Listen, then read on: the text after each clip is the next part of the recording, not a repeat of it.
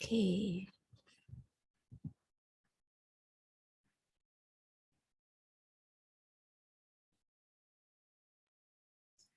Okay, good evening, everyone. My name is Anne, and I'm your MC for this evening. Today we have a very important topic that our speakers will cover on future care planning financial aspects. Okay, so welcome for those of you who are new to Caring SG and those of you who have been joining us in our monthly webinars. Caring SG is a caregiver-led initiative for special needs caregivers and the communities set up in 2020. The services include Care Connect, where we provide a Caring SG Alliance network and inclusive events for personal knowledge, skills, respite, social activities, and more. Next, we have Care Buddy, where we have trained volunteers who themselves are caregivers to provide peer support to fellow caregivers. And lastly, Care Well, support from professional volunteers to better coordinate health and social services to support you and your family.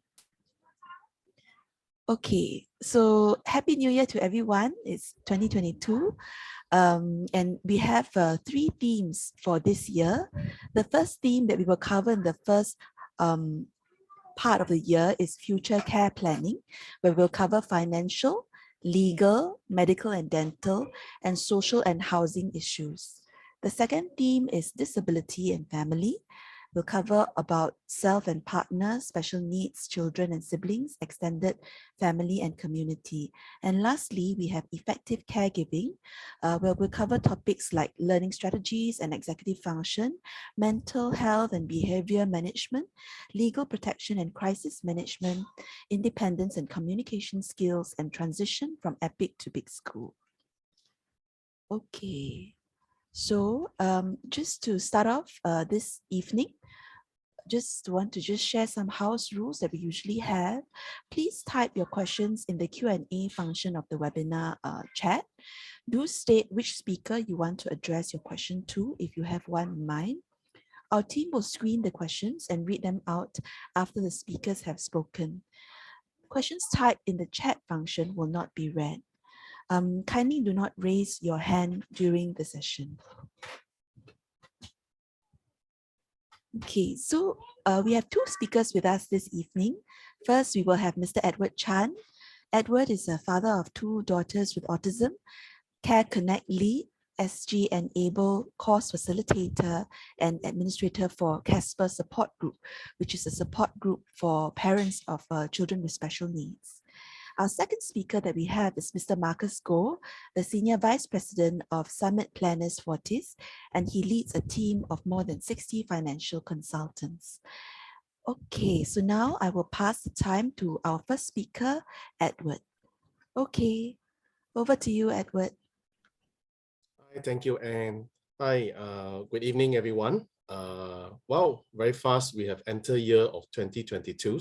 So, yeah, it's my pleasure to meet all of you all today again. I was the speakers in last month, so I'm here again. Today, I'm going to share again as a caregiver's point of view on the financial planning. All right, so let me do screen sharing.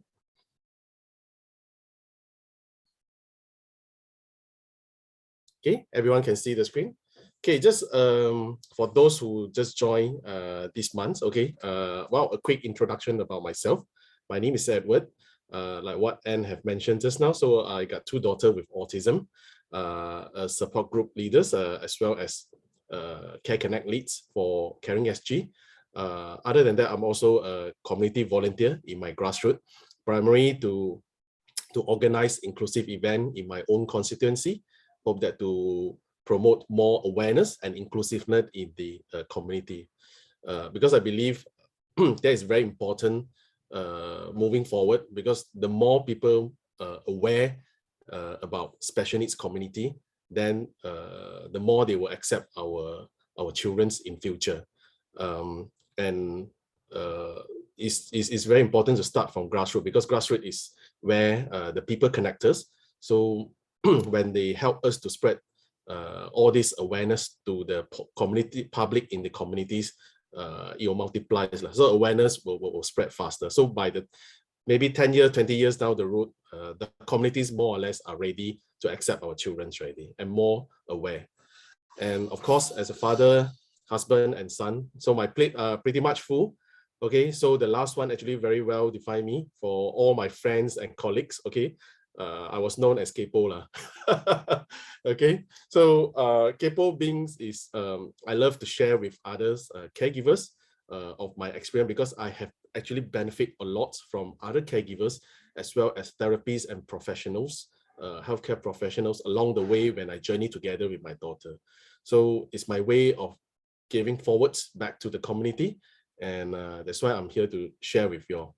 Okay, don't say I'm the best, whatever, but it's in my capacity as a caregiver, which I have learned. Okay, so today, I want to share with you all financial, as a caregivers, financial plans for our children. Okay, so there's two things that here as a parent's point of view: earn and save enough for them. Then after that, how to protect the money that we have saved, earn and save very hard for them, going to inherit by them. Because for us as a caregiver, we're always very worried that, okay, if I give this lump sum of money to our children, but what's going to happen when we are no longer around? We have seen a lot of news that there are always these bad peoples out there try to, with all means try to take away your monies or whatever. So there's worry there. But there's actually some schemes out there available to us to minimally to protect, so that they won't lose the money in one go. So let's start with earn and save enough money. So, well, everyone are working very hard. Okay, try to save enough. Okay, live very thriftily. Anyone can tell me that what is the best way to save? To me, actually, savings is very important. Sorry. Okay, so to me, saving is very important, because if I save money and put in a bank, how fast the bank can help me to multiply the money. Okay, and as all of you all know that nowadays the bank interest is like and most of you all have probably read that this year going to be super inflations. So super inflation, that means your inflation probably like 4, 5 or even more than 5%. So that's, and most of you all and probably experience that when you go to coffee shops. Okay, your kopi probably from 120, 130 now become 150.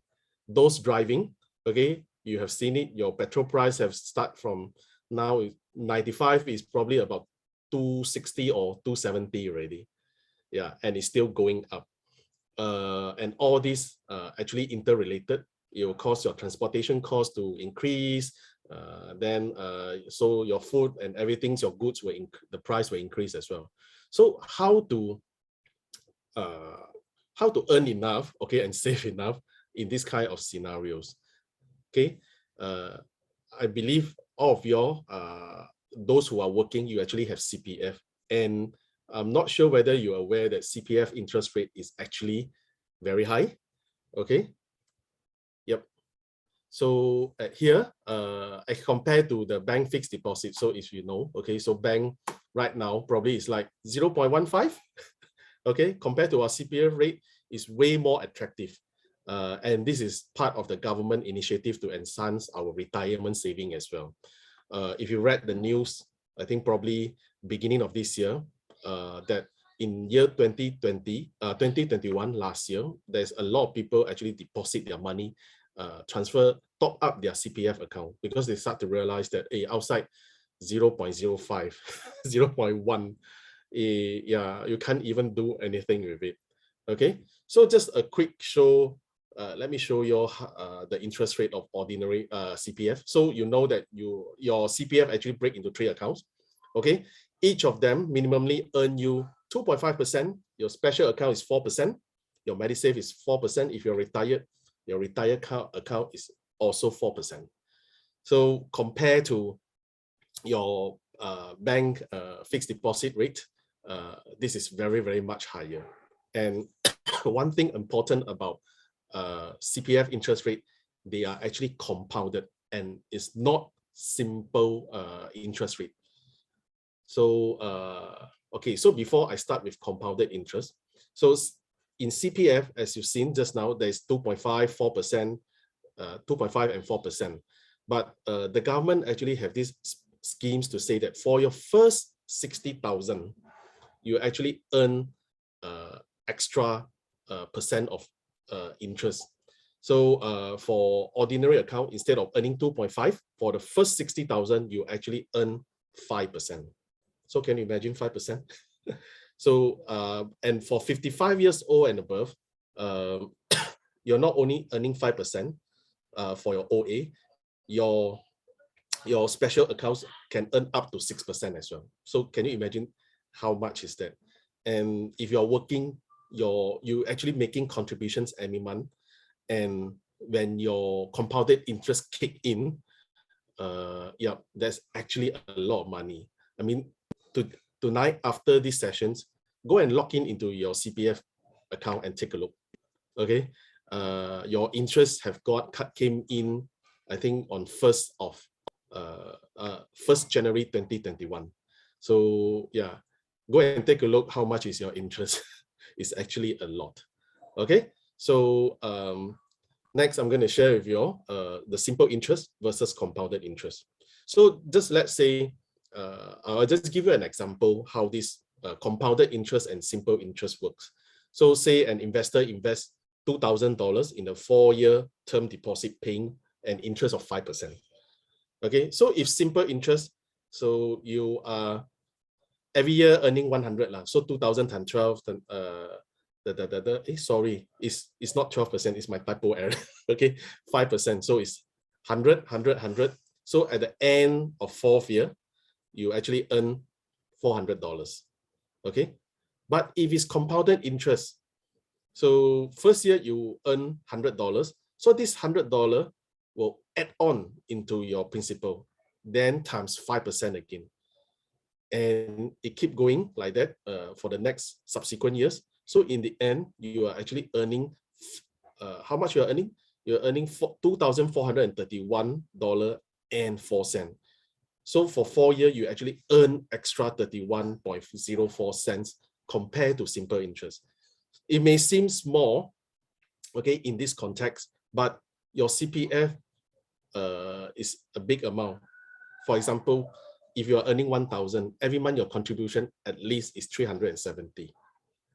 Okay, so if you count, multiply by that by 12 months, assuming that you are not receiving any bonus or even AWS, but the amount is still going on. So it's actually a big sum of money at the end of the day when you reach 55. Okay, so I hope that's clear to all of you. Okay, so it's the power of compounded interest versus the simple interest rate. Okay, so so at here, as you can see, so some people like myself, okay, you know that for the first 60,000, you earn 5%. So for your ordinary account. So subsequently, when you have like more than 60,000 in your ordinary account, the extra, you'll go back to 2.5%. But it doesn't stop you that transfer your excess amount into your special account to continue to earn higher interest rate. But just bear in mind that whatever that you transfer into your special account is irreversible.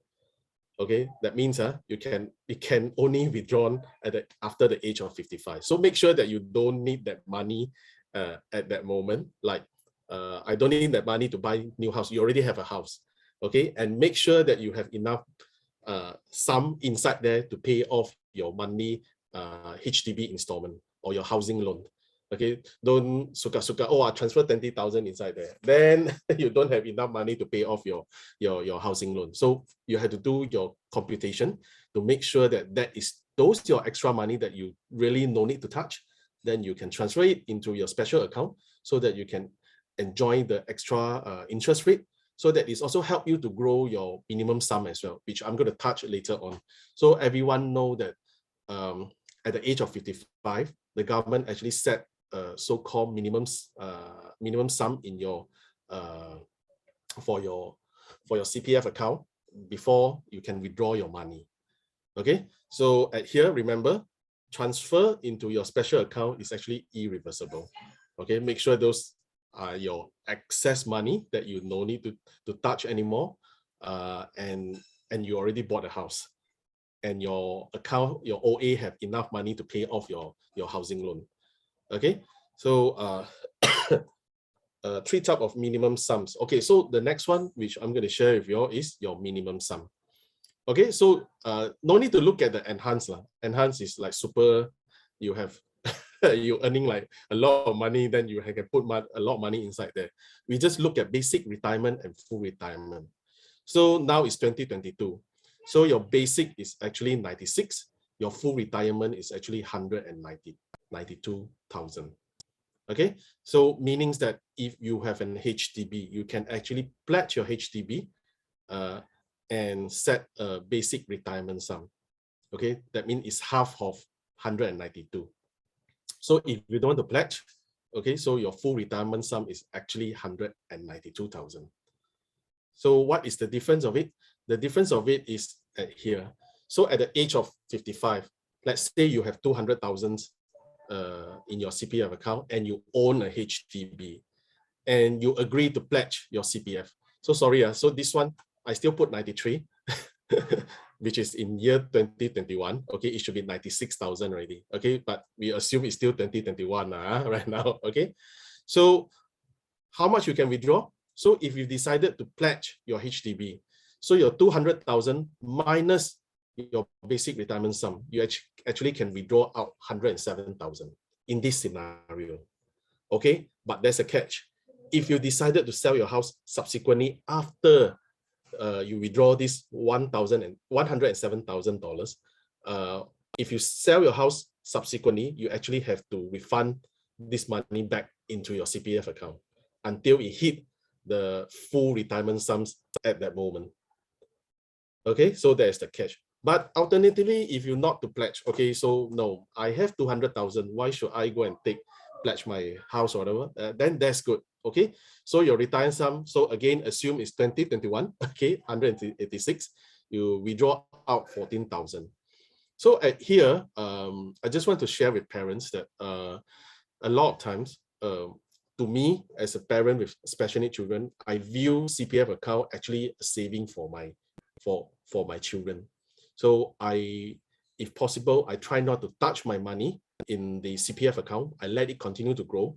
So if need to, I will probably also not to withdraw any money when I reach 55, unless necessary. So if I were to withdraw, I'll still put my full retirement sum at that point of time, just withdraw a small sum out just to do something necessary or let myself have a good trips for go on first class. I never take first class of flight before, or probably first class for entire family for one time. Yeah, but those are luxurious. But of course, if you don't need to take that money out, okay, because the moment you take out, you don't get to enjoy the interest rate anymore. So just keep the money inside there, let it continue to grow. Okay, so if you want to learn more, actually at here, they have these blogs called moneysmart.sg. They help you to look at how to plan for your CPF retirement, or later on, Marcus will share with you all more, okay? Because he's actually a qualified financial consultant compared to me, a layman, okay? Yeah, but as a caregiver, I felt CPF is a very good tools for us to save for our children. So now I have the money already. So what's going to happen when I migrated to another world? Okay, so so for CPF, they actually have this scheme called SNSS. Anyone heard of SNSS? SNSS is called Special Needs Savings Scheme. It's administered under CPF provision, and the objective is actually to long-term care of our special needs children. It's developed by MSF in partnership with CPF Board. So the specials about this SNSS is, every time, once the owner of the CPF accounts pass away, the CPF will usually disperse all the lump sum at one go to the beneficiary. So let's say I put beneficiaries to my wife and my children. So I have 100,000 inside there. So once I pass on, immediately they will disperse 100,000 to the beneficiary, to my child or to my wife. At that point, I mean, depend who I nominated to. But again, this is something that we are very fearful of. What's going to happen to my child when she receives 100,000? Will someone come and, you know, my, I mean, for my daughters who have autism, sometimes they may not aware that, okay, someone is trying to cheat them or whatever. She probably will, oh yeah, you need some money? Okay, I'll borrow you 10,000. Hey, you need 5,000? Okay, I borrow you 5,000. So the awareness may not be there. So that is something that very worry. So that is where this SNSS come in, where you can actually make a nomination to say that, okay, don't disperse one lump sum to my children when I pass away. I can make a nomination to say that, okay, minimum is 500 a month. You can actually say, okay, every month just disperse 1,000 to my children. So the balance will continue to stay in the CPF account and keep earning interest, and they will do the same disbursement every month until your account depleted. So you're not worried that your money, like one go, then they cannot conduct, then they have no money to pay for their utilities, no money to pay food. Okay, so in this scenario, every month they're still receiving some money. Okay, so that they can pay for your utilities, PUB bills, electricities, pay for their transportations and buy for their foods. So minimally, this will guarantee that. So yep. So the SNSS applications is pretty simple. Okay, okay. To do the application, you actually have to do it through the Special Need Trust Company, SNTC. Okay, I think Marcus later will share with you a little bit about SNTC, right? Yeah. So you just need to go to SNTC to tell them, I want to do SNSS application. So you have to bring along all these documents. So the nominating applicant's NRIC, which is your IC, okay, front and back, the child's IC and front and back, school certifications, or the doctor assessment letter. So they'll help you to submit this to MSF. Okay, then after that, after the applications, MSF will actually send an eligibility letter to you. So with these eligibility letters, you can go straight to the CPF office to make nomination. Okay, the CPF officer will become your witness. So you just tell them what I want to do. Okay, I remember that time when I go down, me and my wife, we just, I think nowadays you have to make appointment to go down because of the SMM ruling, so they cannot allow you walk in just like that. So just make an appointment with this letter, with all the documents. Okay, just go down. So plan in your mind, ready. Okay, just go down there and tell them, okay, for my account when I pass on, okay, I'm going to do like 1,000 every month. Okay, then they will sign that kind of things, and that's all. Okay, so yeah, so that is SNSS applications. Okay, so it's pretty straightforward. It's just that initially you have to go to SNTC's. Their office, if not wrong, is actually at Tiong Bahru Plaza. Okay, right? So so lastly, coming to the ends of my presentations, I believe most of you all have seen this these few days of these photos on your social media, be it in your WhatsApp, your Facebook. Okay, okay. I just want to debunk the myth of this. So the first one, the scammer cannot touch your money. This one confirmed correct. Okay, even the along that you borrow also cannot touch your money because CPF ring-fence it already. Okay, this one confirmed is correct. Your wife cannot touch your money. That's not true. Okay, that's not true. When you go into divorce, your wife actually can touch your money. All right. And of course, the last one is also wrong. Even yourself cannot touch your money. No. What I've shared just now, okay, you can take your money after even you don't hit your minimum sum at the age of 55, you still get $5,000 from it.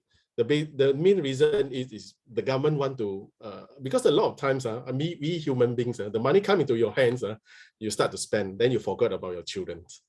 Okay, so that is very important. Here, I just want to add on, sometimes when I spoke to caregivers, they're telling me, hey, CPF is a tax.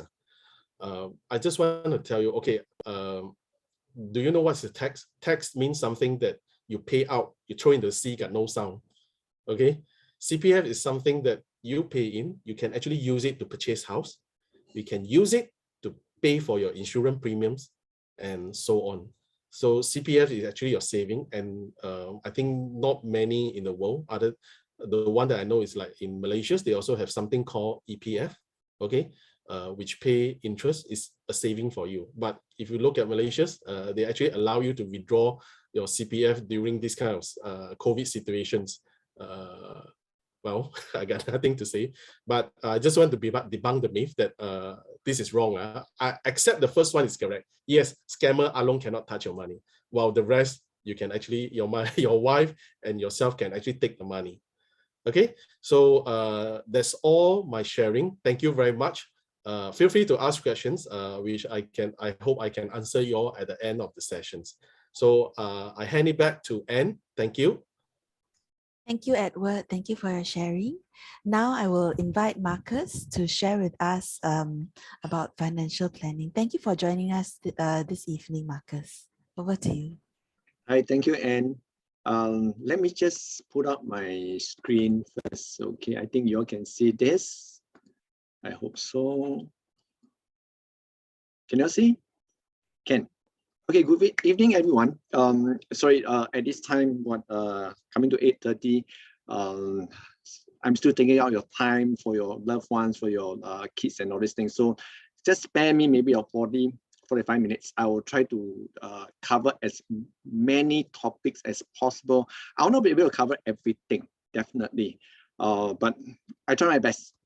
Before I start, just want to show you a video.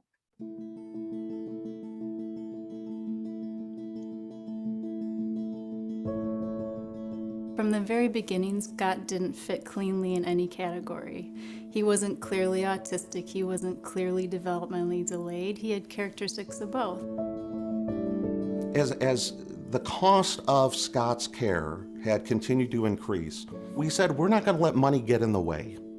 How do you let money get in the way of helping your child develop into the best they can be?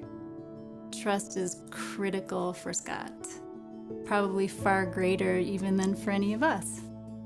Trust also manifests itself in our family with the girls because they knew Scott had needs, but they had to trust the fact that we would meet their needs too.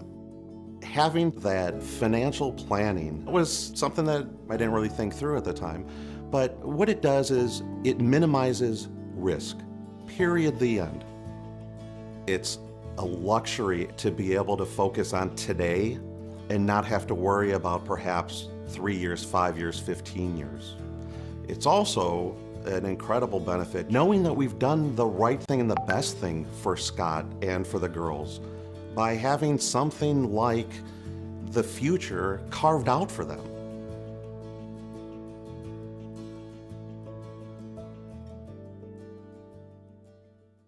Okay, the reason I actually choose not a local video itself, because I couldn't find any local video which can actually explain this so well in such a short time.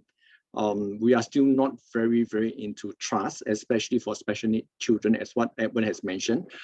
Giving a lump sum is never an option. Okay, we should not give that lump sum because even my kids is a bit special needs. Later I'll explain a little bit.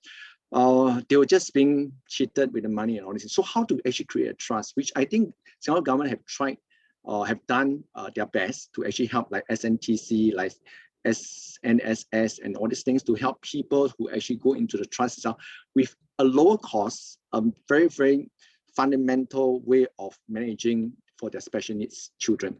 But let me just explain a bit about myself. Okay, I have nearly 30 years experience in financial services industry. Currently, I'm actually helm a strong team of 60 consultants with a bigger cluster of 500 plus consultants itself. Okay, this is my okay, I'm always involved in training, doing joint fieldwork cases, especially on the will and the trust itself. That's my strength. That's my forte itself. I'm not legal trained, but to a certain extent, I think I might know a little bit more than a normal lawyer about will, because to be very honest with you, lawyers don't make money from will. So they might not go very deep into the structure of the will itself. Next, this is why I'm so keen into special needs children, trust for special needs children, because my youngest son, I'm actually a set of triplets. Okay, my youngest son was diagnosed with below average IQ when he was young. Luckily, we actually went through a lot of intervention. He's pretty normal right now, except that he cannot multitask. Yeah, and as what Edward mentioned, he's very trustworthy. He can give his ATM card to his friend and give the password for them to draw money. Yeah, so these are the things that I might not be able to control. So that's my one of the things that I always go into. I want to help my son. I want to help my family. And as you know, I have a set of triplets. I not only can have to take care of him, the younger one, I also need to be fair to the other two. So a lot of time when there's special need kids or children in the family itself, we tend to focus too much on the special need child, and we actually neglect the care or even planning for the normal, they call it the NT child itself. Yeah. Okay. Last, by planning for the trust for my son, I understand more and more on how I can actually craft certain ways in terms of financial planning to help them. As what Edward actually mentioned, I just want to add on very quickly. He mentioned, which is very true, all of us work very hard to save the money, to save, to work to save, and to prepare for the day that we pass on. The money will be able to transfer to our kids in an installment way over the years as long as they lived. But again, one thing for me is insurance is actually a very interesting funding mechanism. Put it this way, for all of us, as long as it can work, we put in an effort, we can continue to save the money and create the funds for our children. But the best way of funding is in case we cannot work. As what I would say, to save a 200,000, 300,000, even for the CPF itself, the enhanced, what do you call it? Enhanced MediShield Life. Okay, MediSave Life, MediShield, what is it? Enhanced, enhanced minimum sum. Minimum sum, okay, sorry, enhanced minimum sum. It's going to be very difficult. But can you imagine if I have $1 million coverage on myself? If something happened to me, the $1 million is created immediately. So to me, that is very important for insurance in the whole financial planning for special needs kids, because that is the way that you create from nothing to something. Sad to say, upon your death, but the money is being created. Okay, so let's touch on this, the 3 big unknowns. What are they? Who take care of my children? One of the questions is, a lot of time we plan that someone will take care of our kids. We have our NT kids itself. We expect they to take care of them, which can be very, very hard on them. Not only need to take care of themselves, if they get married, they have kids, they have their own family, they still have to take care of their special need brother or sister. If we can take that equation out and get someone who are professional and caring enough to actually take care of them, that would be the best option, because caregiver is never easy. As parents, it becomes our duty, but we should not. It is good that our children want to take over that duty, but it's not default. They have to take over. So who's going to take over our children? I think that's a very big question mark or unknown that you have. How long will I live? Same question itself. I can work until 70, 80 years old. I can save enough to provide them for the next, the special need kids for the next 10, 15, 20 years. Okay, but I do not know how long would I need. That's why insurance comes to a very big, important aspect on planning itself, for financial planning. Next, do I have enough for my children?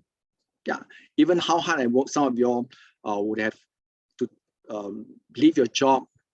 Maybe a couple itself, one will actually full-time stay at home to take care of the kids itself. How much can I earn more enough for my children if we are not around? So there's a big three unknown that every day I think all of you are thinking about it. I also think about it. The same thing. I'm not going to burden my two sons to take care of my younger son. I have plans. Later I'll share with you what our plans or what our plans is, myself and my wife. Okay, something happy, strike 40 today Sunday. Anyone strike 40? Okay, it's a happy occasion, strike 40, but in our planet itself, a 4D is never good. So keep calm when strike 40. Okay, what do I mean by that? The 4D are death and disability. Okay, no one want to have this D. Okay, but again, we can, I will use the word, might not be very nice. We can monetize death and disability for our kids. It can be done. We can monetize it. Okay, next, divorce, which I know of because special needs, some of the couple might not be able to stay together because of stress, because of the pressure of caregiver. So divorce happen. Okay, this will actually create or actually reduce the amount that you can save for your kids because income become halved. Okay, debts. Everyone is trying about this because especially for special needs kids, I went through that in the 90s. My kids was born in 1995. In the 90s, sending them for, I will not say treatment, for intervention, all this thing costs a lot of money. But it's our kid. We want to spend as much as we can afford, sometimes overspend, just to make sure that our kids can be better. And people go to debts. That's one of the issue. Okay. And also dementia. When you get old, we are not there to take care. Worse, someone need to care for ourselves and someone need to care for the special needs kids. So this is a 4D that we will try not to get it. But again, deaf disability cannot help. The rest, we still can do something about it. But so what do we need to do? We need to make sure that we can protect that. We have enough funds, we have enough financial means to actually solve all this issue. So if we go to the next one, as you can see from here, this newspaper article, this lady already, I think in her 90s, I already see my friends dying in their sleep. When it happens to me, who will look after him? Who will? I think this is always in our mind. So what you need to do is you can start, I guess that all of you are deputy for your special needs kids. You can apply through here. This was, I think it's 2018, if I'm not mistaken. You can actually apply to be a deputy for your special needs kids.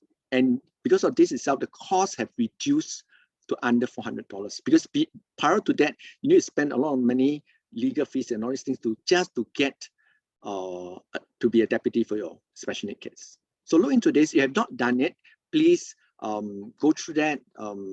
You can search the article, you can search the internet. They have a lot of information on this. I'm not going to go through too much on this. Okay, so why should I plan? Because I'm his or her parent. That's the reason I need to plan. He and she needs me. He and she is my child. I want to protect him or her. I want to make sure he or she has sufficient money for his and her living needs as long as he or she is alive. Hopefully, I have someone that can take care of him or her. So these are the things that why you should plan. I think it is it's just standard that you want to do this because of all this reason itself. Yeah. But the last one, hopefully, I use the word hopefully because it is not easy to get someone to be a full-time caretaker for a special needs child or even special needs adult itself. Okay, so what's the options available? As what Edward has mentioned, CPF Special Needs Savings Scheme nomination. Okay, I'm not going to go through too much on this. SNTC Trust, I might touch on a little bit later. Testamentary Trust, I'm not sure how many of you actually understand this Testamentary Trust. I'll touch on a little bit more. And also Introvival Trust, which is also called Living Trust. The only way to make sure the money is kept safe and constantly distribute to your special need child or children or adults is through a trust. Because without a trust, nothing happens. Because everything will go to them. And worst come to worst, even you willed it to give it to your special need kids, do you know that some of them cannot even inherit the money? Because they don't have the mental capacity to hold the money. If you don't do anything, the court will take over. And it will not be according to your wish, how you want this money to be distributed out. Yeah. So all these things you should prepare, because you must know the option available, and you have to prepare to actually help yourself and your kids, or even your NT kids itself, to actually take care. So your wishes is all created either through will or through the trust itself. Okay, let's say SNSS. I think for this one, I'm not going to go through too much. I would have went through a fair bit. Okay, minimum payout is $250. You can decide how much you want to pay. Money stayed inside the CPF. You still get whether it's 4% or 2.45% or whichever it's out. I think that's the best way of creating money. Putting money in the bank itself doesn't make sense. I think worse than inflation. Your money in every day, you are losing money without fail. I guarantee you that. Okay. So next is SNTC. Okay, as you see from here, it's a non-profit trust company funded majority either by MFS, also by donation. Okay, so it's a public institution, public character, IPC, as we call it, Institution of Public Character status. So they can actually receive donation. If you donate to them because of IPC itself, you also can get tax relief. Yes. Okay. SNTC Trust is necessary infrastructure to ensure your loved one receive the gifts under your will, insurance, and CPF nomination. Okay. So, okay, sorry. Let me touch on a little bit more. SNTC, which is good, but okay, there's nothing 100% good or bad. There always depends on how you look at it. Like for example, SNTC is actually also legislation by government on certain process itself. Like for example, government will fund the setting of trust. Normally, a set of trust will cost about $2,000, $4,000. A trust deed itself, I think they'll subsidize up to 70%. I think you need to only pay a couple of $100. Okay, the ongoing fees to maintain a trust is actually waived. Basically, government pay lah, so you don't need to pay. Okay, so the government actually support you this, but this is very good. Because normally you say a trust costs money, and the ongoing maintenance of the trust costs money. Whereas government will actually subsidize on this. But if you go deep into SNTC Trust, government also guaranteed the principal, which is a good thing, just as CPF. But the not so good thing is government will invest in things which are very low risk. Because they need to guarantee principal. They invest in things very low risk. Returns also very low. There's nothing, it's always low risk, low return, standard in the whole market, investment market itself. So by having this itself, your return might not actually work against the inflation. So that is the issue. If you put in $1 million example or $100,000, what happens is roughly the returns will be about 2%. Max maybe 3%. But you know, as Edward mentioned, inflation average, we are getting about 2% in Singapore. No doubt you notice the government actually have the inflation over the years is 1%, max 2%. But the actual inflation of the daily living is never the 1 point something or 2%. Luxury item, yes, maybe, but the daily living, as well as I said, a coffee can increase by 10 cents. A 10 cent to a $1 is 10%. Your milk powder increase is tremendous. Your MRT bus transport, that 2 cents, 3 cents, 4 cents, it is a lot compared to the percentage of what it is. We are looking at percentages. So the daily living is actually increasing a lot more than what we can feel. And good and bad news, they are talking about increasing 2% GST. So that will also eat into the inflation. You will feel the inflation because of the 2% GST, because everything you need to pay GST. So it is good to set up a special need trust fund for your kids. And even you don't have money to set up, minimum 5,000, you can go to SNTC. They will help you. There are certain, you can go to the website. You need to fill out certain form, do some mean testing. They can even help you set up the 5,000 fund.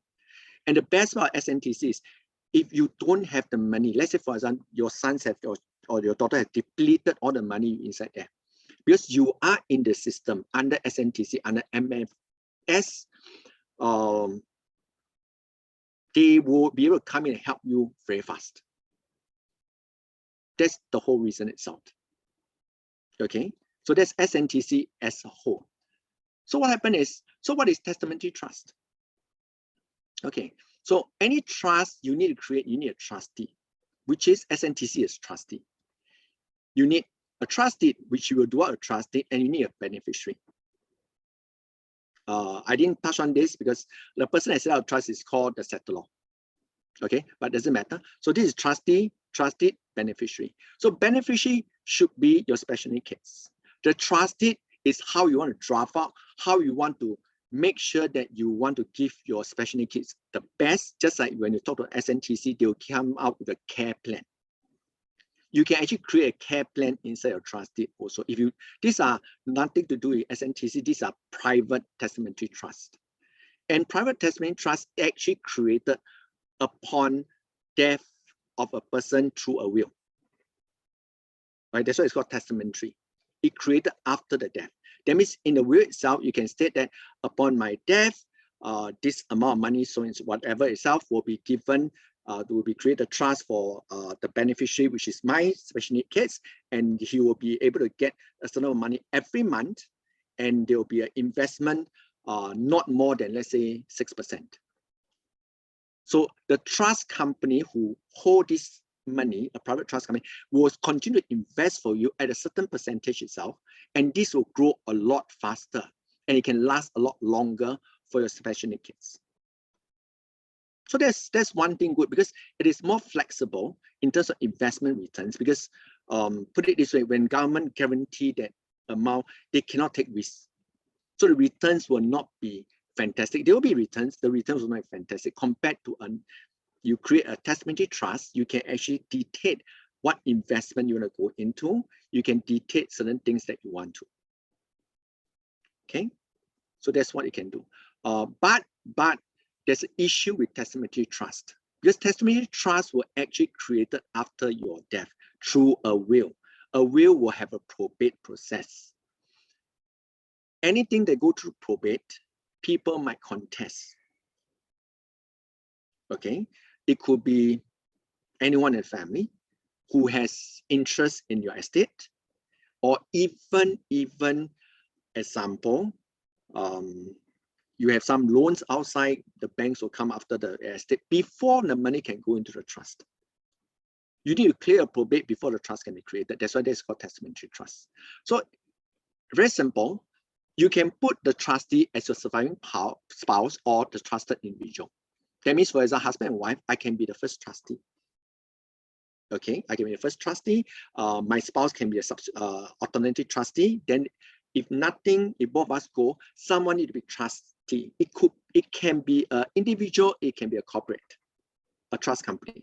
You have to decide what you want to do. Okay, you can decide what you want to do. So instruction of distribution.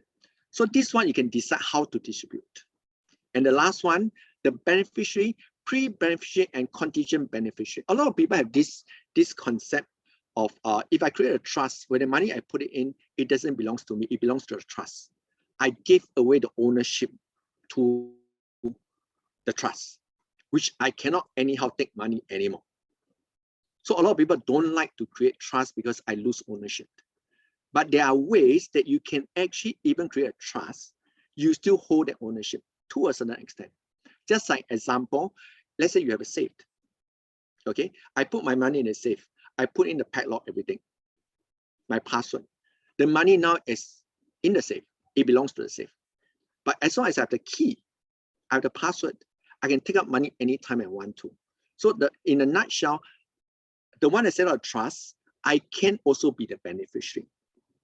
I can still take the money if I need to, based on the trust deed itself. Okay, so you still can enjoy the trust, okay, but at the same time, you can also put it aside for your next generation. But come back to here, this testimony trust is only created upon death. So you cannot be your own beneficiary. So what I'm talking about is the next one, inter-vivor trust. Okay, same thing, you have these three things itself. Over here, you can be your own beneficiaries. You can be a settlor, you can be a trustee, you can be a beneficiary at the same time. So when you're alive, you have 100% control. If you want to do it, you can even do it revocable. That means if there's any changes, you are a settlor, you can change it anytime you want to. You can even dissolve the trust. But when you create this, it doesn't protect against creditors. Okay, unless you do an irrevocable trust, then you'll protect against creditors normally after 5 years. There's always a 5 years grace period because there are people who created trust just to default creditors. Yeah, so normally it's 5 year period. It can be shorter, it can be longer, but normally a gauge is 5 years. Okay, so the same thing over here for the trustee, parent. You can be a trustee. Trusted individual can be a trustee, primary and secondary. Okay.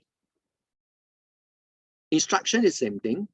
You still have a primary and contingency beneficiary. That means you can still be the beneficiary yourself, the parents itself. And upon your death, the contingency beneficiary is actually a special need case. Or you can have both together, okay, for myself and for my kids. Upon my demise, my kids will take over the beneficiary. So this can be done. What's the difference between inter-vivor, which is living? That means I create the trust right now. Upon my death, there's no probate process for the trust because trust doesn't die. It doesn't die. So with that itself, you will not go to probate. So whatever I put inside, whatever trust that I put it into instruction, nobody can contest. It will follow this instruction throughout.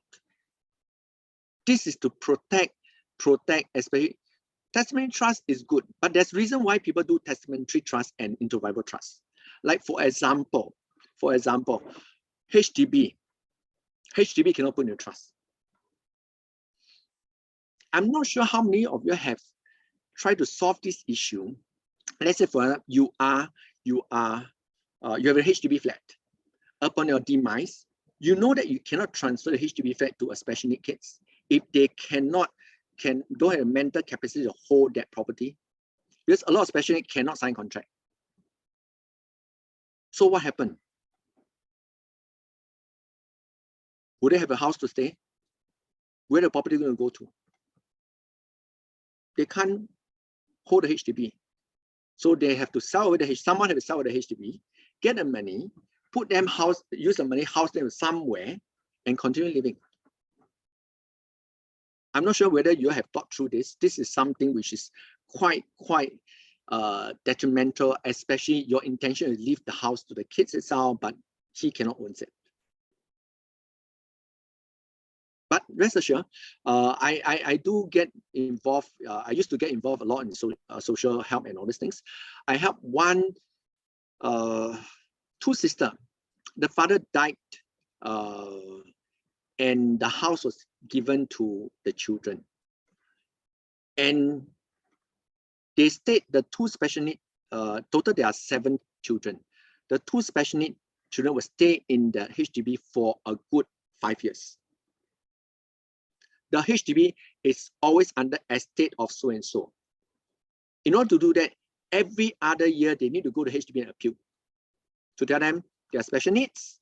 Okay, who appeal? The other 5 sisters and brother appeal to HDB, continue to let them stay there because they are still functional. They still can live by themselves. They can cook for themselves. They can take bus to whichever place they want to, but they are special needs.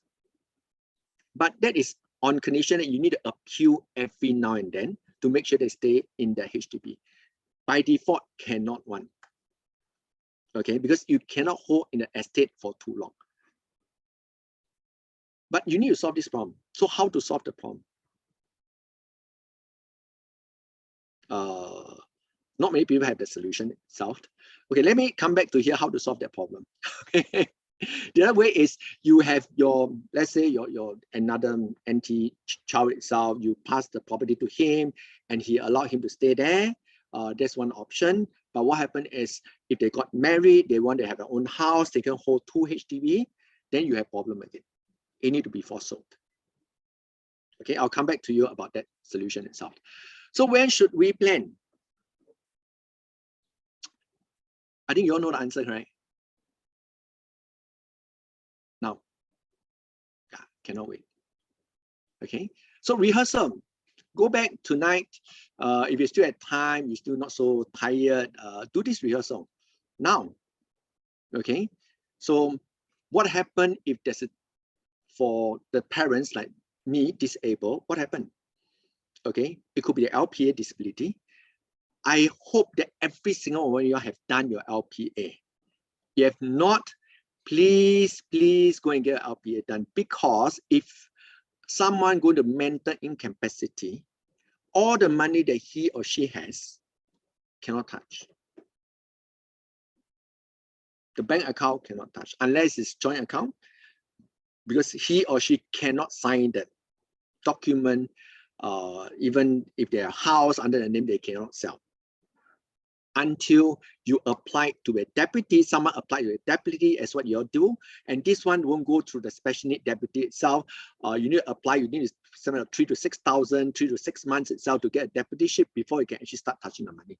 So my suggestion is every single parent here, every caregiver parents here, go and get an LPA done. Okay, death of parents, successor, deputy, trustee. Have you decided, and certain people want to take over the deputyship and the trustee? You need to name it. You can't say, I'm going to name someone as a trustee. Okay, other than SNTC, I cannot name my child as a trustee. Trustee have the right to revoke or to actually not to take out that trust as a trustee itself. You just put a name doesn't mean he or she have to take out.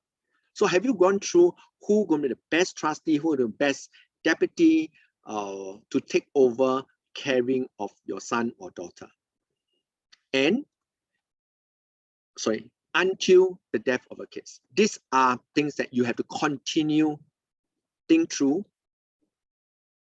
work on it, and apply to make sure everything is covered for. Okay, upon death of the parents. So LPA is important, will is important, guardianship is important, trustee is important, asset distribution is important. Asset distribution, I'm talking about how we're going to distribute asset. Just like Edward shared, I want to give my daughter from CPF 1,000 a month. Yeah, that's asset distribution. But a lot of time when we plan, we plan to a certain extent that we just plan for our special need kids. Do you think that you can plan even for caregiver? Have you ever thought of that? Example, my special need kids will need, imagine roof over the head, will need about maybe about 2,000 a month to live on. For whatever expenses, maybe there are some medical expenses, need 2,000. If you can create another 2,000 to pay caregiver to take care of your special need kids,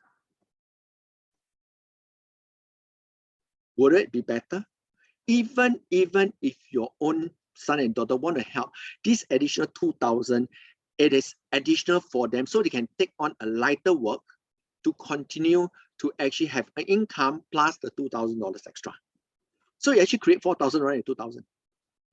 You can also get 2,000 to employ a full-time nurse, or maybe 3,000 apply a full-time nurse. So your NT child can continue to work, but they know that someone is taking care of their special need kids. So a lot of time we just plan for them. We didn't plan the caregiver, and caregiver is the worst. So how to create this 2,000, 3,000, 2,000, 2,000? Have to save a lot more, correct, Edward? But how much can we save? There's always a limit that we can save. How long do we have to save? 10 years, 15 years, 20 years, 5 years? What happened tomorrow? I will not know that whether I can wake up tomorrow or not. So what happened? The very first thing I always tell special needs parents or caregiver is to buy insurance. A term policy. Doesn't cost you a lot.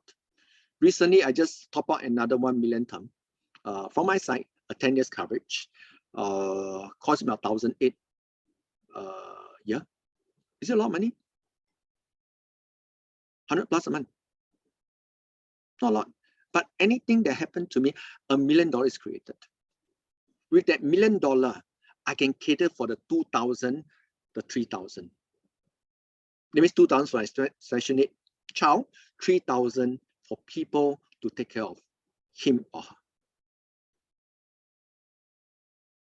That's what we need to plan, because we want the best for them.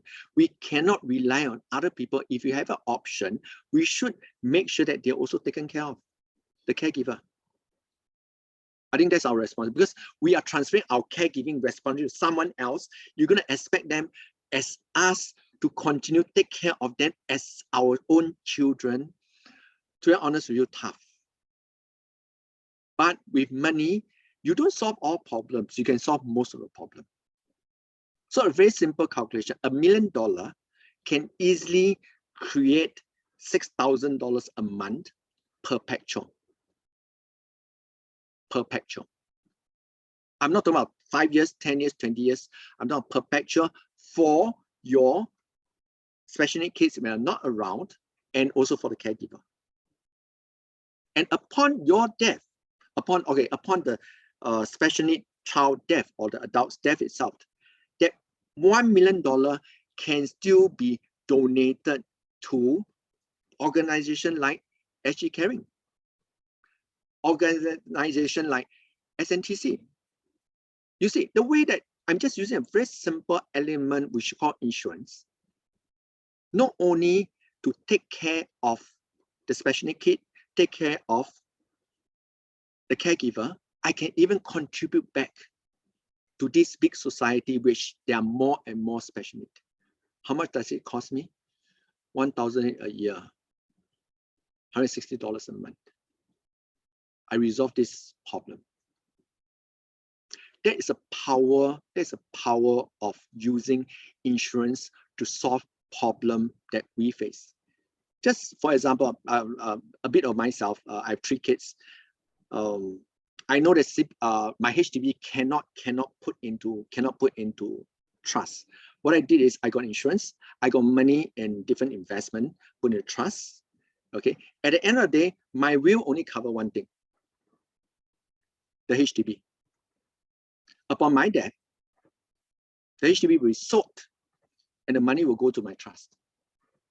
Whoever, I already 3 kids, whoever rejected this process itself will not be the beneficiary of the trust. So my 2 sons will not object. The normal, my NT 2 kids will never object, because money is to go into the trust itself. And the trust will actually buy 3 properties, at currently 1.5 million each. Going to cost me 4.5 million. Right, for them, hold under the trust of my kids. No, yeah, hold under the trust for my kids. That means, example, if my kids get married, hopefully, I'm not sure.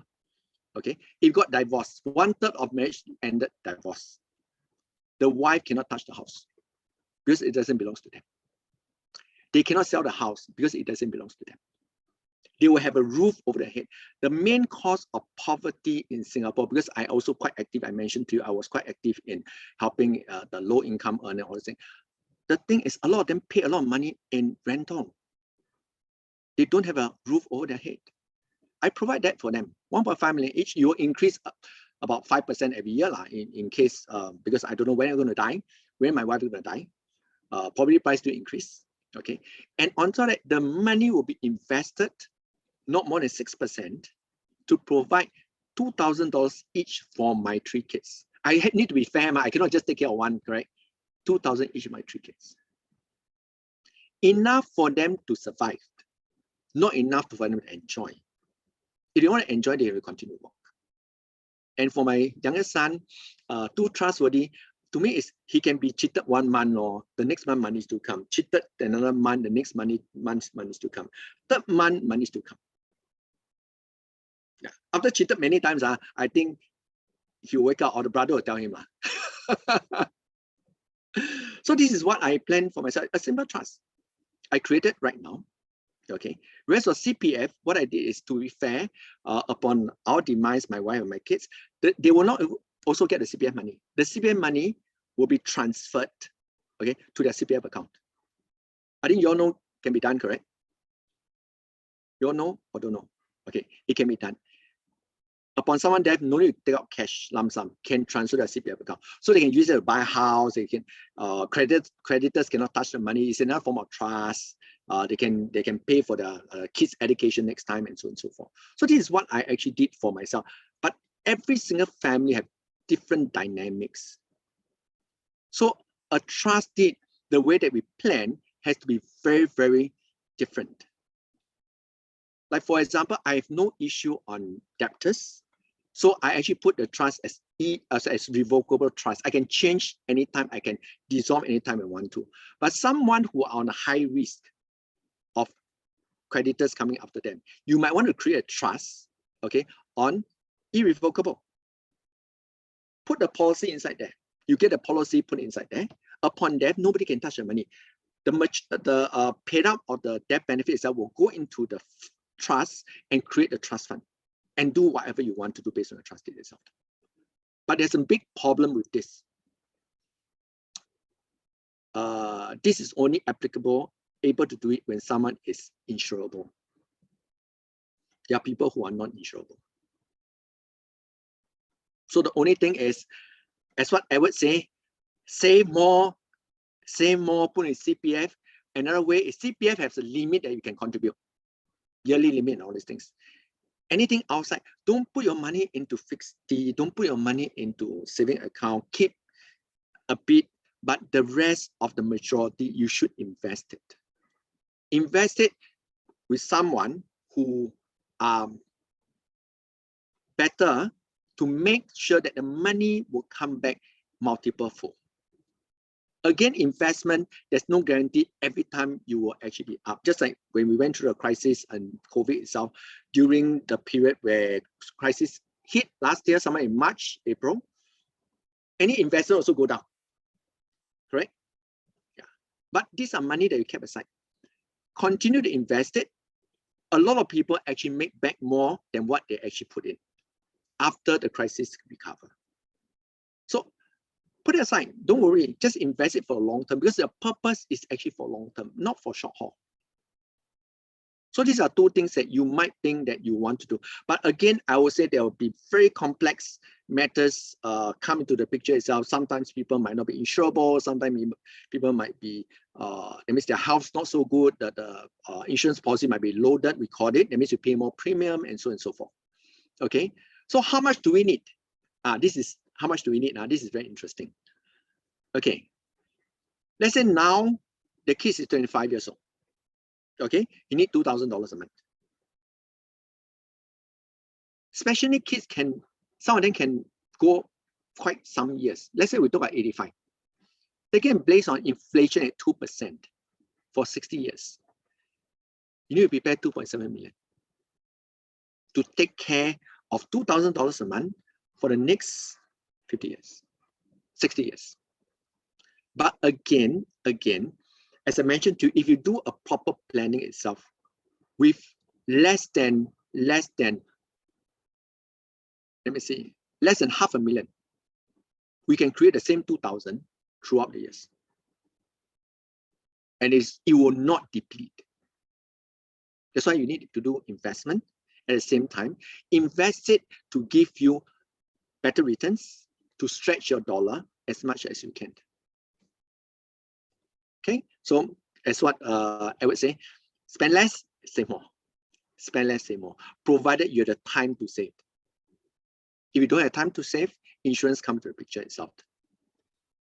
Okay, so how can we help? LPA. We can help people to do LPA. Okay, will. I can help you to draft out a will. I'm not a lawyer. I can only design a will for you. At the end of the day, all the design done up, we'll get the lawyer to vet through. They'll put it into legal terms, and you will sign in front of a lawyer. I'm not a lawyer. I'm not legal trained. I only can design. I cannot officially draft the will itself. Trust. Again, this had to go through a lawyer to do a trust lawyer itself. But again, I can help you to design just like what I designed for myself. But at the end of the day, you still go to the legal firm, get it done based on what you want. Just like the care plan that SNTC worked out for you. It's just a care plan. But at the end of the day, you after everything finished, you still need to set up the trust based on the care plan itself. Okay. And last, to fund. How to fund it?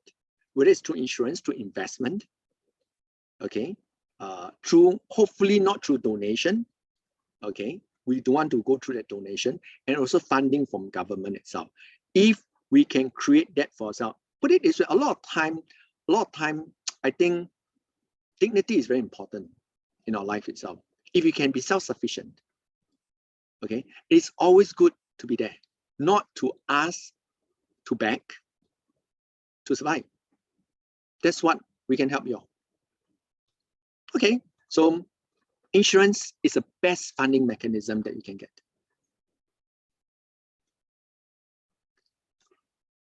Okay, I think I talked too much today. Is it okay? Time? So I think I covered everything. The last thing that you need to do is take care of your loved ones the best that we can. We are just trying to give you as many possible alternative options that you can think of. You can go and talk to your lawyers. You can, I think there'll be some lawyers coming the next few weeks, right? You can talk to people that are more familiar with investment specialists. It's okay. Yeah. But this is the option you can actually provide. Okay. Thank you so much. Anne, can I pass it back to you? Thank you, Marcus. Thank you for your talk. We have 3 questions from the listeners. Let me share screen. Oh, sorry. Let me stop share first. Okay. Okay. Yeah. Share screen. Okay, can you see my screen? So the first question is, can we transfer some cash to our CPF special account from bank account? Edward, you want to answer? Okay, thanks. No, you can't, unfortunately. Okay, to do that, first, you need to have a CPF account. Okay, that means you have started working probably previously.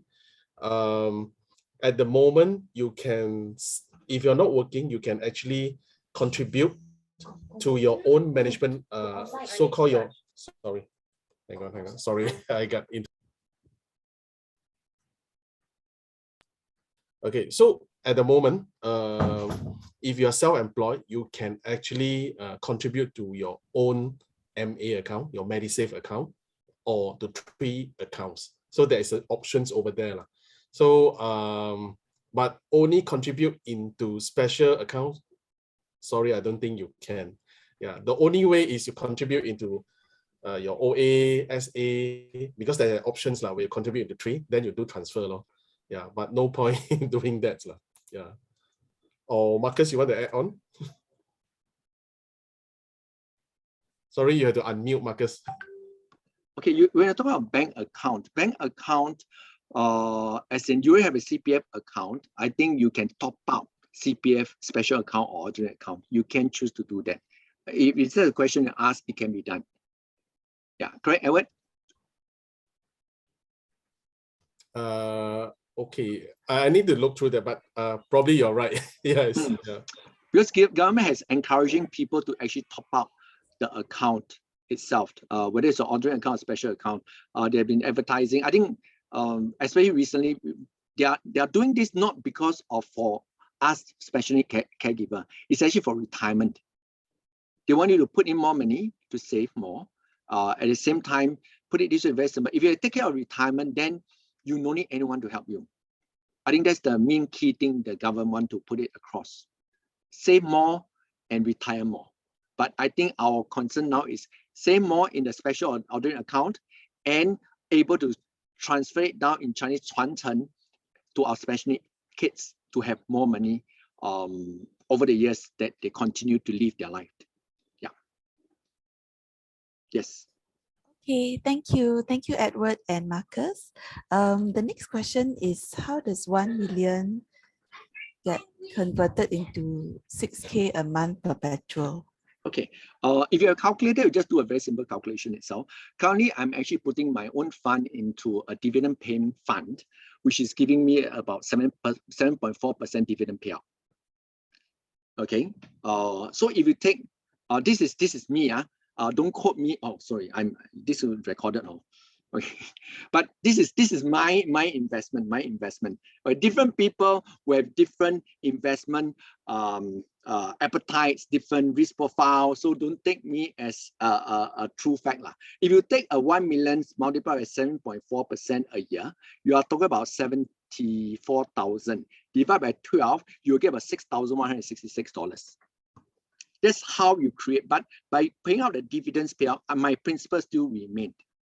But again, the principal will go up and down because the funds will go up and down. But as I say, it provides 7.4%, that's how I created 6,000. I hope that answered the question. But again, different people have different appetites. Normally, for me itself, even the trust that I create is not more than 6%. So you see, if you take that same value earlier I mentioned, at $500,000, okay, times even at 6% itself, you are getting 30,000. Easily, you can create 2,500 a month, which earlier I mentioned 2,000. Remember the slide I showed 2,000 perpetual. I no need the 2.7 million. I just take $500,000 to create the perpetual income. These are all okay. They always say, as what I also say about compounded interest and all these things. I think was it someone said that this is 7 or 8 wonders of the world because of compounded interest. Yeah, it's very powerful. So get the investment returns, okay, and get your money work harder for you. That's the whole thing itself. Yeah. Hopefully I answered that question. Wow, got so many more. Okay. So many more. Okay. So HDB cannot will to a special needs child. How about private property? As in, to ensure a roof over their head, is owning private property better than HDB? Yes, based on this, a private property can put into a trust. Okay, HDB cannot. So when you put a private property in the trust, there are 2 ways to do it, either before death or after death. A lot of people do it after death because transfer of property upon death is tax-free. That means, for example, I have a property under my name, a private property itself. I pass on, I will the property to be put into a trust for my son. Okay, the transfer, no stamp duty.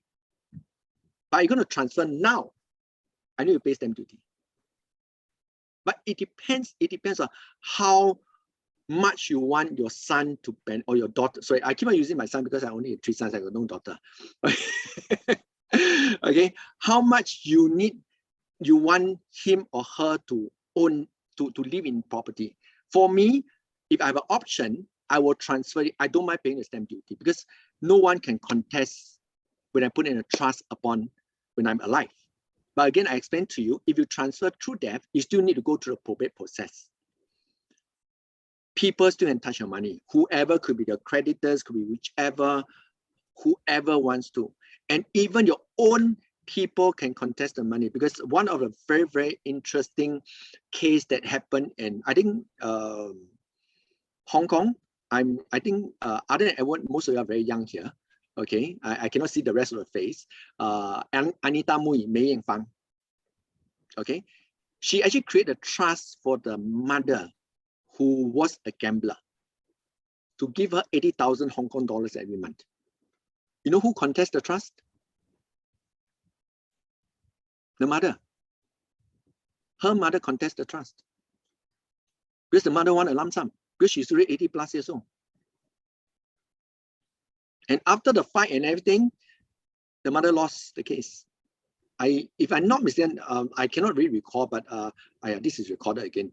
Okay, okay. I think the mother only left 20,000 a month because who paid for the legal fees? The trust. the estate. Yeah. So it really depends on how much you want to make sure your special needs kids, the property is going to the trust for the special needs kids. Go through the testimony trust, still have a bit of problem. Go through an inter-viable trust, which is a living trust, no problem. But you need to pay stamp duty. Okay. So what's the next question? Sorry. Okay, thank you. So this is the next question. I just so sorry to the listeners. I just rearranged a little bit because I thought that question is related to the question about the private property and HDB. So I think Kitty asked, should we sell HDB and buy private property? This one I cannot tell you. This one it's very difficult because there are too many. Everyone knows that HDB doesn't appreciate as fast as private property most of the time. Okay, but again, if you look at rental income, HDB is a lot better than private property. I cannot give this kind of financial or explanation to you. You have to make a decision. But from a trust point of view, if you really want to give this to your special need, put under a trust, then a private property will be a better option, just like what I'm doing. Yeah. So I cannot tell you whether it is right or wrong to sell to HDB to buy a private property. No. But from my point of view, okay, my personal point of view, I can put it under trust. HDB, I cannot. Especially special need, because they cannot inherit the HDB. You have a problem. Yeah. Hope that answers your question. Yeah. Okay, I think I will just put one last question for the questions about property, so that because these two questions waiting very long already. HDB can HDB be held for special needs child via deputyship? Cannot. Okay. As far as I know, cannot. The case that I work with, we have to continue to go to the HDB and plead them to actually extend to let the two sisters stay. But it's still under the estate. That means it is not clear. It's still under the estate. Okay. When you clear the probate or you clear the letter of administration, that means a person without will, you need to clear it. But because of that issue itself, we plead and they grant and they grant and they grant. But rightfully cannot. Okay. Yeah. Thank you. Okay, the next question is about how to transfer money upon demise to CPF of children. Oh, this one quite straightforward. You go to CPF, you just tell them that upon my demise, I want to transfer. There are two ways to do it. One is actually three ways, now 3 ways. One is SNSS, which is what I say. One is by lump sum, by cash. One is actually transfer to their CPF account. Ask me, you just go to CPF. There's a form for you to sign. Yeah. Thank you. Yep. The last question is, my special needs kid is 2.5 years old now. She has well-controlled epilepsy and global developmental delay, but she is progressing and improving well. We are not sure whether she will continue to be special need or will she outgrow the issue. Should we plan now? Plan now. Okay, plan now, because you are not sure. So it can be positive or negative. Plan now. If it turns out well, this is extra that you have. If it doesn't turn out well, okay, this is what you have for them. That's it. There's no if or no but. Sorry. Sorry, I'm a bit, okay, yeah. Should plan now. Yeah, if you're not sure, plan now. Okay, so we have some more questions. Let me just share screen. The next question that we have is, how will HDB know that our child has no mental capacity to hold the HDB property? Is it based on their diagnosis or medical records? Yes, because what happened is when you want to sign a contract, you must be mentally capable. When you take over HDB, you need to sign the contract. Unless you bluff the HDB law, you go there, you just anyhow sign and you just take over. But again, this is not the best way of doing it, because eventually when medical report comes up, whichever, they will still force sell your property because you cannot hold it. HDB need to own by someone. There's tighter requirement. It must be a Singaporean, it must be a PR, it cannot be foreigners, it must be a living person, it cannot be a trust. All this, they have put it very clear. So if someone who don't have mental capacity to take over, you cannot take over. Yeah. So normally they will not ask you about your medical condition, whichever, but if someone you go and take over the key itself, if they notice something is amiss, all these things, they will just flag out. Yeah. Okay, thank you. So the next question is, if my child is given a private property under a trust, will she still be able to continue receiving government subsidy? Okay. This is a good question. Just like, for example, I don't quote me, I cannot, okay, never mind. Very tough, very tough. Okay, what happened is, there are cases who people own a property, a private property. I think the news came out. They don't have any other resources. For this case itself, the child didn't own the property. It's the trust that own the property. Remember? Yeah. So rightfully, the child still can ask for government subsidies because he or she only have a place to stay. He doesn't own that. He doesn't have the money. He cannot take out the money from the trust because the trust did make it very clear: is a property cannot be sold until the death of or demise of the special needs child. So technically, you still can get government subsidies. But if someone can actually create a private property and actually hand it down to a trust and pass it to the kids, I think you can just buy one insurance and get a $1 million, $2 million and just provide for the kids. No need government subsidies. Always, to me, is if I have the means, I don't want to rely on government. Yeah, if I have the means, I don't want to rely on government because not easy. The mean test, I can tell you, I can't blame anyone, but because of the policy that they have, some can be too stringent that I have people that I'm helping who just refuse to go for the mean test. Yeah. So that's the issue. Thank you. The last question that we have is, does CPF SNNT have any definition for special needs? SNTC, correct? SNTC. Okay. Okay. You need to go through a medical checkup. They will need doctor's report or this thing before you can actually apply to be one of the create a SNTC trust account. Yeah, I think it's in the SNTC website itself. Okay. Yes, So I hope that answered the question. Thank you, Marcus, and thank you, Edward, for answering the questions. Actually, I have a question. Oh, you have a question. Okay. From the speaker, I have a question. So for HDB, we can't will the HDB to our children. So eventually when we migrated, so the house will be sold off. My next question is, our children, are they able to rent from HDB? But my guess is cannot because they don't have the capacity to sign the rental agreement. So most likely they will stay in the homes for special needs or for that's the only way that they can go. So you see that the issue is they have no mental capacity to own anything. The only way to own a roof over their head, the only way is through a trust. And it has to be a private property. Yeah. Yes. So that's why when I plan mine is I'm going to sell away my HDB. I'm going to use the fund to actually fund 3 private property hold in trust.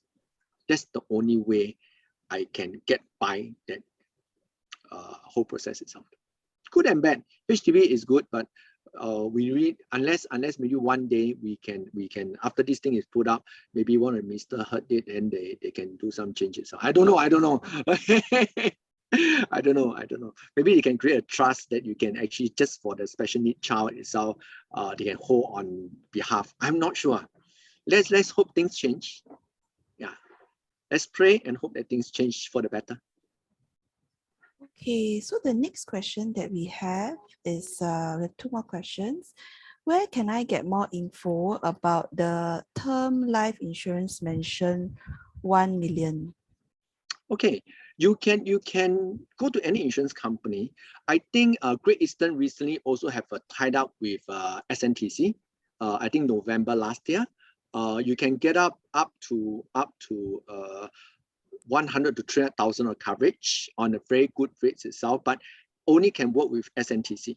You you need to be with SNTC. That means you need to pay the 5,000. You create a SNTC account, then you can actually purchase from them. Okay. But again, you can approach any insurance company or any advisor, trusted advisor you have, okay, to actually work it out, to give you a quotation. You can do some comparison and all these things. Yeah, there's many ways to get it. Yeah, as long as you're healthy. Just like for example, I mentioned to you, I just last year I just got another 1 million. I just got my wife getting another 1 more million.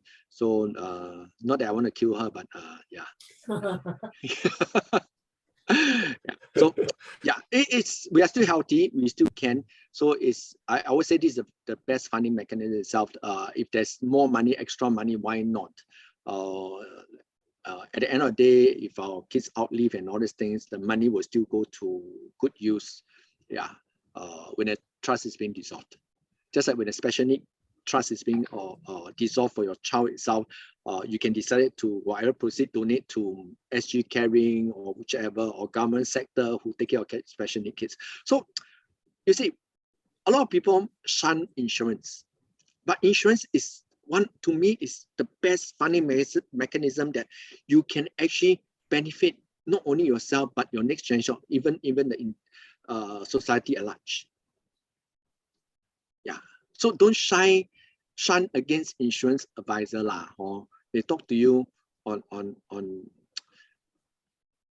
want to help you all lah. Okay, Yeah. thank Maybe you. just to let me add Yes. on about term insurance lah. Yeah, Mm. I mean term insurance, the premiums comparable. I mean, in compared to life insurance, is actually much more cheaper. Of course, like some of you may feel that 1 million is a lot. You can always start small. Okay, 100,000 probably cost you like $20-30. I mean, depend on your age, or $50 a month. Yeah, start small so that you have some things. Term is actually you can decide 10 years, 20 years, 30 years. Okay, so if you felt that for the next 30 years, I need to minimally to set aside like 100,000, no need to be 1 million. You can do it now. Like Marcus say, do it now. Don't wait, because the more that we move, okay, our body start to deteriorate. We have more problems. He's laughing. Yeah, your premium will actually go up. Okay, right. Thanks. Okay, just add on. Actually, I have opposite concept with you. Start big. Because you see, when your age, your premium become more expensive. So what I did is normally what I do, I normally start a 10-year plan, because 10-year plan you can renew every 10 years. So let's say you start with 1 million, 10 years later, the premium increase when you renew, but you might not need to renew 1 million. You can renew 750,000 because your liabilities for your child is actually reduced because he get older. Yeah. So get as much as you can when you are young. Because by the time when you're older, you want to get more. As well as say the body also cannot take it anymore, then you have a problem. So especially people, you have special need, like earlier I saw one special need kids, 2.5 years old. Get as much as you can. Get a 10-year plan and you're allowed to renew, because after that, normally you renew will be lesser. Your premium will be about the same over the years, so you can actually afford it. So there are different ways of looking at it. I have a different concept, but there's no right, no wrong. If you cannot afford, even start with small, additional 100,000, you create another $200-300 a month. Yeah, for the longest time. Yep. Okay, thank you. So we have a few more questions. Sorry, I realized I missed out one more question earlier in the chat about HDB. Okay. If HDB force the special needs children to sell the HDB flat, then where should they stay? Homes. The case I handle, what happened is the two sisters, one passed on, okay, so left the other one who cannot take care of herself by herself. So she was sent to the home, okay, because seriously, the brother and sister also really cannot take care. They have their own things to handle. So sent to the home, the property was sold, and the money was being used to partly pay for the homes itself. Yeah. She is at Tai Hua Kwan home for the disabled at, I think, Chai Chi. Yeah. Okay, Once in a while, I still visit her. thank you.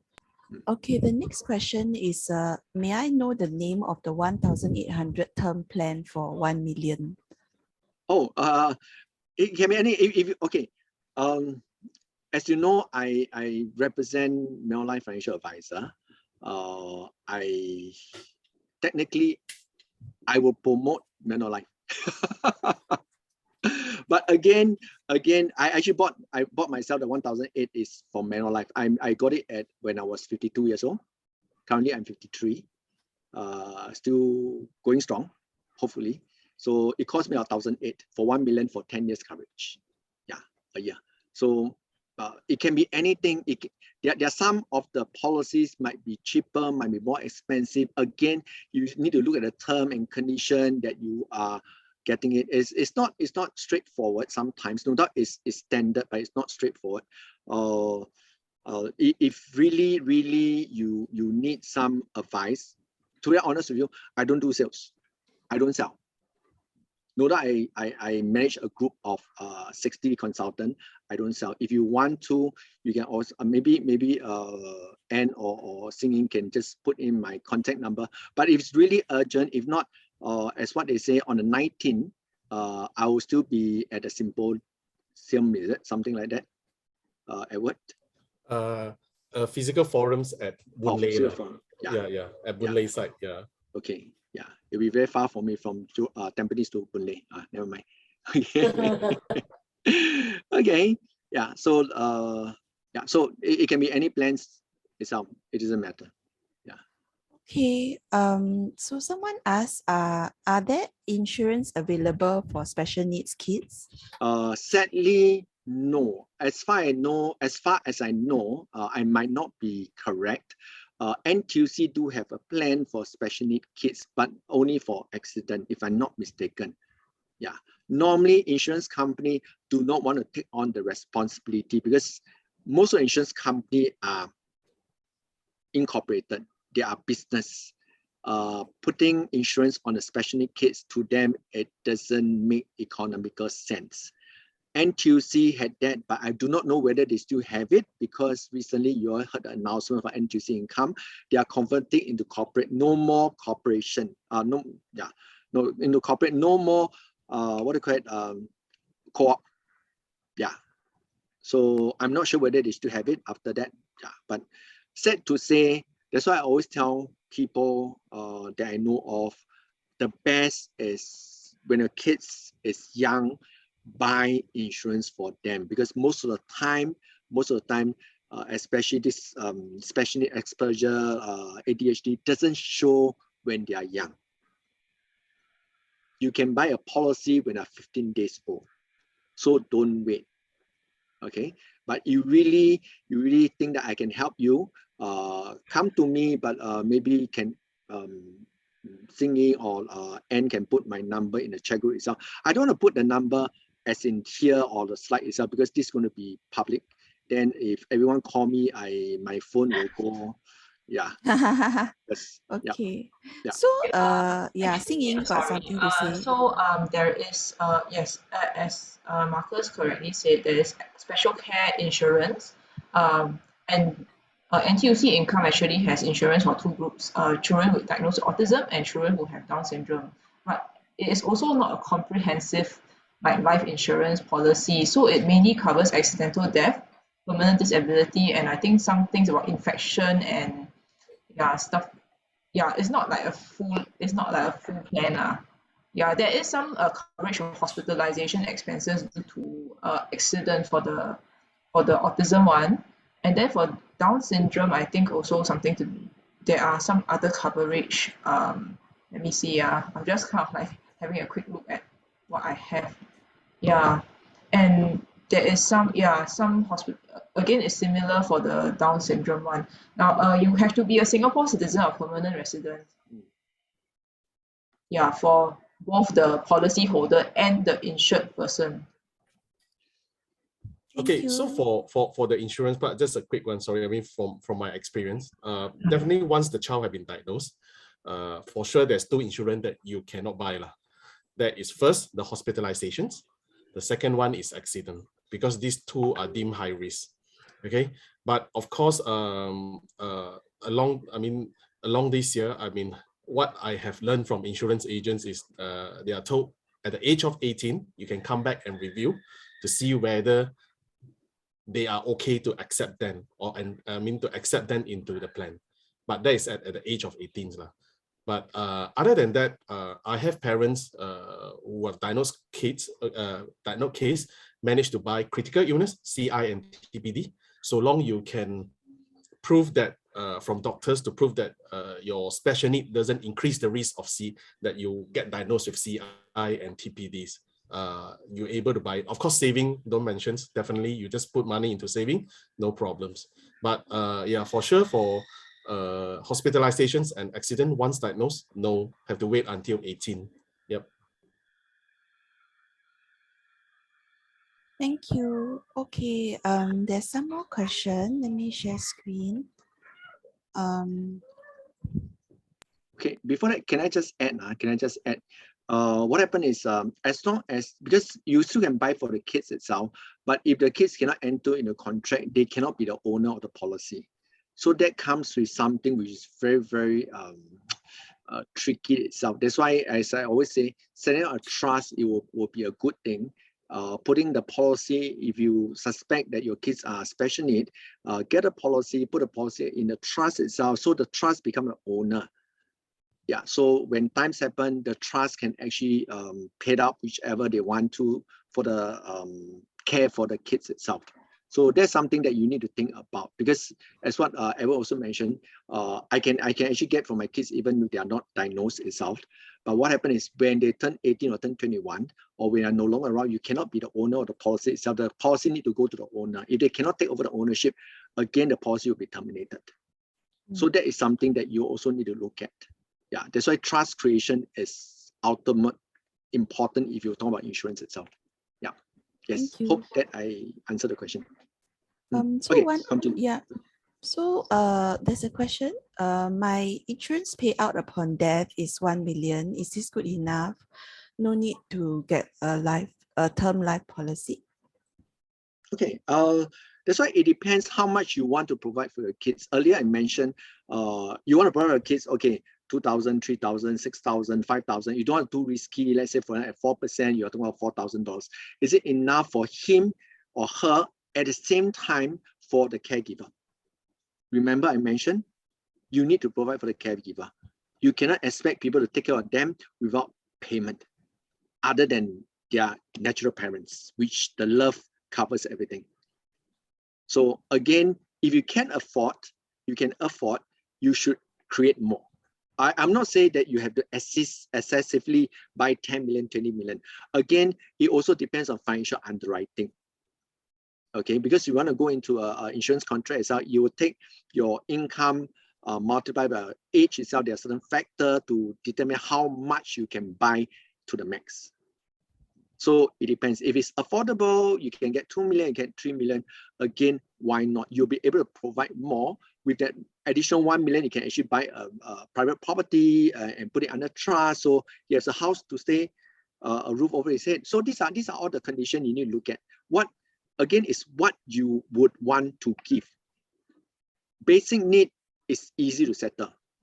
Okay, even you don't have money, government will step in and provide the basic need.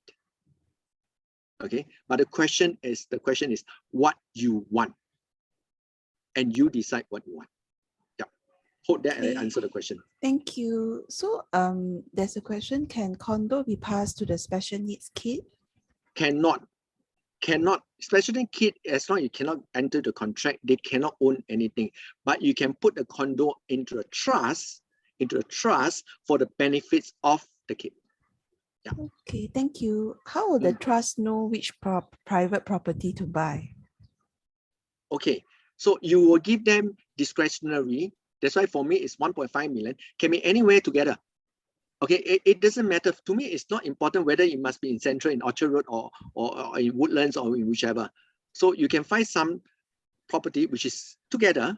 Okay, you can get about 1.5 million current price, which is a lot of places. Okay, still a 1 room or even 2 rooms itself. So that let them decide. There's no specific. Singapore not very big lah. Even Woodland also not very, very far away. Yeah. So there's certain discretionary they have to decide. I only give them a certain guideline. 1.5 million based on 5% growth. Okay. If I'm going to pass on 20 years down the road, there will be more than 5%. Okay. Which my investment return should be able to create an additional 5%. So this is how the system going to work. Certain things we cannot go down to very specific details. Like for example, we can say, okay, because my special need is not so jalak one. Like for example, people need example nursing care. Okay, then you will say you will spend maybe 3,000 to get a full-time nurse. But you cannot say, I want the nurse to be very pretty. I want the nurse to be very caring. I can't do this. Okay, so the trustee had to use his or her own discretionary to actually decide based on the boundary given to him or her as a trustee. Yeah. Thank you, Marcus. So there's a follow-up question. How do you turn that private property into a trust? Okay, two ways, as I mentioned, whether it's testamentary trust or intervival trust, which is living trust. For living trust itself, you just need to set up a trust and you sell away your property to the trust, just like a normal transaction. You sell to the trust become an owner. So you need to pay the stamp duty, you need to pay whatever you need to pay, but no need to pay agent fee because you do it yourself. Okay? Whereas for testamentary trust, where the property will be passed on through your will. Okay, through a will, that means upon my demise, this property will be transferred to the trust set up by me for the benefit of so and so. Okay. There's another question related to trust. They ask you, Marcus, how much are you paying for your trust maintenance monthly, and how much did it cost you to create your trust?